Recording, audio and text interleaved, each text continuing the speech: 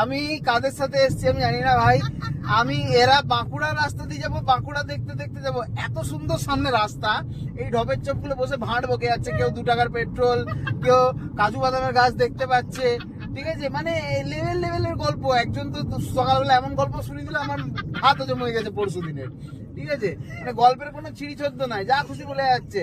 একজন বলছে দেখবি আমি ঘুমিয়ে দেবো, তুই ঘুমাবি, তুই ঘুমা, আমার কি, আমার বেশি রাগ হবে আমি স্টিয়ারিং ছেড়ে দেবো, বুঝলে, গাড়ি চালাবি করে চালাবি, বেশি বেশি করবি না আমার সাথে।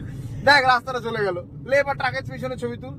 আরে ছবি তোলার কি আছে, এমনি ছবি হয়ে যাবে। মেদিনীপুরের লোকজনকে রাস্তা দেখাচ্ছে, তাও আবার বাঁকুড়ার। সত্যি বাবা, মানে কোথায় যাব?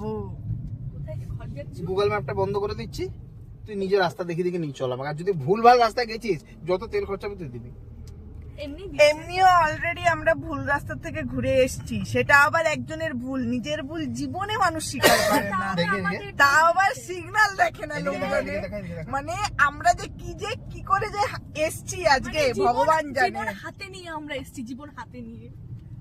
না মানে আমি বলতে চাই, এই তো আমি সুন্দর রাস্তা। একটা আমি ভুল রাস্তায় গেছিলাম, কে বললো? আমি রানীগঞ্জ হয়ে বাঁকুড়ায় যেতাম, সেই জায়গায় আমি ভুল করে ক্রস করে গেছিলাম রানীগঞ্জ, ঠিক আছে, আমি বর্ধমান হয়ে যেতাম। এদের বাঁকুড়া দেখবার শখ জেগেছে, আবার আমি ইউটার্ন মেরে এসে পরে মুচিপাড়া হয়ে এখন বাঁকুড়ার রাস্তায় ঢুকেছি।